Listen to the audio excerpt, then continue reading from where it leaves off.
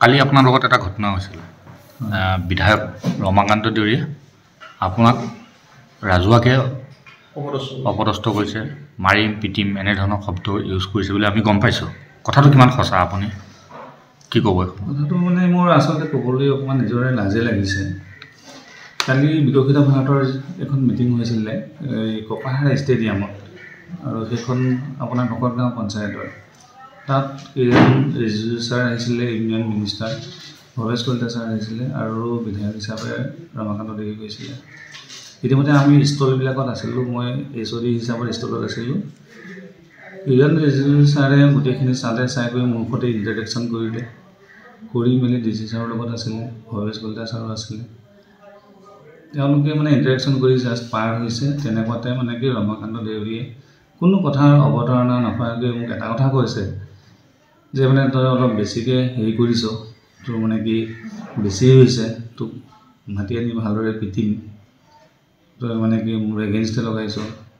মানে CMক লগাইছ মিনিষ্টাৰক লগাইছ তেতিয়া মই এটা চিন্তা কৰিছোঁ মইতো CMক তেখেতৰ এগেইনষ্টে কোনো কথা কোৱা নাই বা ডিপাৰ্টমেণ্টৰ মিনিষ্টাৰৰ এগেইনষ্টে মানে আগত কোৱা নাই তেওঁৰ এগেইনষ্টে এই কথাটো কিয় কৈছে মই নিজেই মানে হতভম্ব হৈছোঁ আৰু মোৰ লগত আপোনাৰ মানে কি ষ্টাফ আছিলে 10-12জন থাৰ্ড গ্ৰেড ফ'ৰ্থ গ্ৰেডৰ পৰা আৰম্ভ কৰি মোৰ মানে কি মোৰ ইমান হেৰি লাগিছে বেয়া লাগিছে কোনো কথাৰ অৱতাৰণা নোহোৱাকৈ তেওঁ কি কাৰণত ক'লে কি কথা কি কথা মই ঠিক মানে কি বুজি পোৱা নাই আৰু তেওঁ গোটেই অন্য মানুহ আছে ওচৰৰ ষ্টলৰ মানুহ আছে আৰু সেইখিনি সময়ত এটা গেডাৰিং হৈছে আৰু তাতোকৈ মানে মোৰ বেছি বেয়া লাগিছে যে সেই জিপিটো ভকতগাঁও জিপিটো হ'ল মোৰ মানে কি হোম জিপি মোৰ হোম ডিষ্ট্ৰিক্ট হয় আৰু হোম জিপি হিচাপত তাৰ মোৰ গাঁৱৰ কেইবাজনো মানুহ আছে অঞ্চলৰ মানুহ আছে সেই মানুহখিনি মোক চিনি পায় সেই মানুহখিনি আগত যেতিয়া মোক অপদস্থ কৰিছে মই মানে কি ইমান লাজ পাইছোঁ ইমান বেয়া লাগিছে আৰু অন্যহাতেদি চাওক মোৰ চাকৰি জীৱনত এই প্ৰথম ঘটনা হৈছে এনেকৈ মানে কি ৰাজহুৱাভাৱে হেৰি কৰা মানে অপমানিত হোৱা আৰু মোৰ ইতিমধ্যে মানে কি এপ্ৰিলত মোৰ ৰিটায়াৰমেণ্ট আছে 4 মাহ আছে এই 4 মাহৰ আগত মই এইখিনি যে মানে কি হেৰি পাইছোঁ কোনো কথা নাই বতৰা নাই মোক অন্য কথা সোধা নাই কেৱল সেই কথাটো কৈছে তেওঁ কিহৰ কাৰণে কি হেৰি কৰিছে সেইটো তেওঁহে জানিব আপুনি এই বিষয়ে অৱগত কৰিছেনে কাবাক মানে কি মোক মাতি আনি পিটিম বুলি পেলাই কৈছে এতিয়া মই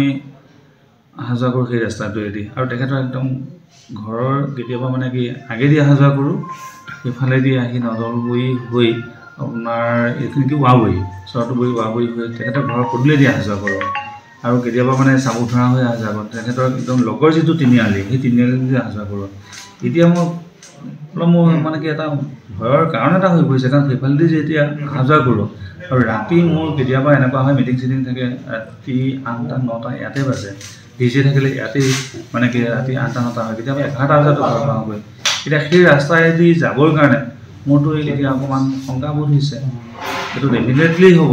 কাৰণ মাতি আনি পিটিম বুলি কোৱাৰ পিছত এইটো মানে অপেনলি যেতিয়া ক'ব পাৰে ভাবুকি দিব পাৰে কালি মোৰ অকণমান এটা লাইফৰ প্ৰতি এটা ট্ৰেইনিং এটা আহিছে নিশ্চয় আহিব আৰু আটাইতকৈ শ্বৰ্ট ৰাস্তা হয় সেইটোৱেই মোৰ ৰাতি অহা যোৱা কৰোঁ যাওঁতে সদায় মোৰ দেৰি হয় গতিকে সেইখিনি মই অকণমান শংকাবোধত পৰিছোঁ আকৌ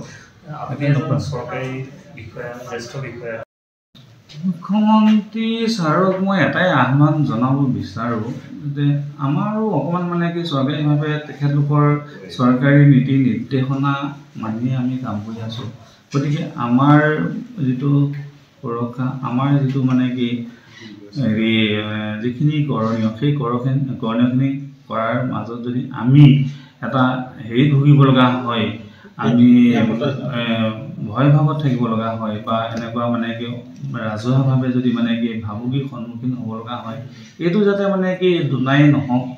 কাৰো ক্ষেত্ৰত যাতে নহওক সেইটোৱে মই মানে কি আহ্বান জনাইছোঁ কথাখিনি মই মানে তেনেকেই ভাবিছোঁ আৰু চৰকাৰৰ প্ৰতি মোৰ সেইটোৱে আহ্বান থাকিলে আৰুনো কি ক'ম বাৰু আমিতো চৰকাৰী কৰ্মচাৰী গতিকে এনেকুৱা ঘটনাৰ দুনাই নহওক কালি মানে আপোনাৰ হেৰি আছিলে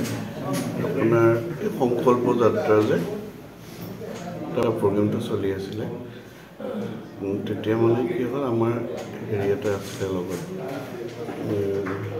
প্ৰদৰ্শনী এটা আছিলে প্ৰদৰ্শনীটোত মানে যেতিয়া আমি সকলোৱে আছিলোঁ তেতিয়া আমাৰ DC ছাৰ তাৰপিছত মিনিষ্টাৰ তাৰপিছত আপোনাৰ মৰিগাঁও লোকেল MLA এনেকৈ আছিল আৰু সুধি কৈ আছিল আমাক কেনেকৈ কি কৰিছা এনেকুৱা কথাখিনি সুধি আছিলে ঠিক পাৰ হৈ গ'ল মানুহখিনি পাৰ হৈছে তাৰপিছত আমাৰ মৰিগাঁও MLA ক'লে হেৰি বুলি আমাৰ ছাৰক কৈছে হেৰি তই আমাৰ কমপ্লেইন দিয় হেৰিৰ ওচৰত মুখ্যমন্ত্ৰীৰ ওচৰত তোক চাই ল'ম তোক এনেকুৱা বেয়া ব্যৱহাৰ কৰে সেইখিনি মোক উপস্থিত আছিল আৰু সেইখিনি সময়ত মানে কি আমি আছিলোঁ তাতে ইঞ্জিনিয়াৰ ছাৰৰ পিছতে আমি থিয় হৈ আছিলোঁ পিছত ইঞ্জিনিয়াৰ ছাৰৰ পিছত আমাৰ ইঞ্জিনিয়াৰ ছাৰৰ পিছত থিয় হৈ আছোঁ তাৰপিছত আমাৰ হেৰি চেণ্ট্ৰেল মিনিষ্টাৰ আহিলে আমাৰ ইয়াতে DC ছাৰ আছিলে তাৰপিছত আমাৰ DGP সভাপতি আছিলে তাৰপিছত তাৰ লগতে আৰু আমাৰ মৰিগাঁও সমষ্টিৰ MLA আছিল তাৰ পিছত সিহঁতে দেখি পেলাই মন্ত্ৰী চেণ্ট্ৰেল মিনিষ্টাৰে চাই পেলাই DC ছাৰ চাই পেলাই দেখি ভাল পাইছে পোৱাৰ পিছত সি এজন ইয়াৰ পৰা ওলাই যোৱাৰ পিছত অলপ আগুৱাই গৈছে তাৰপিছত আমাৰ MLA চাহাবে আমাৰ ৰমাকান্ত দেউৰী সি আহি পেলাই তাৰমানে কি এই ছাৰক অশ্লীল ব্যৱহাৰ কৰিলে চুৰিয়াম বুলি এনেকুৱা বহুত কিবা কিবি ক'লে আপুনি কি লগত আছিলে মই পিছফালে থিয় হৈ আছিলোঁ এইখিনি বহুত কিবা কিবি আৰু ব্যৱহাৰ কৰিছে আৰু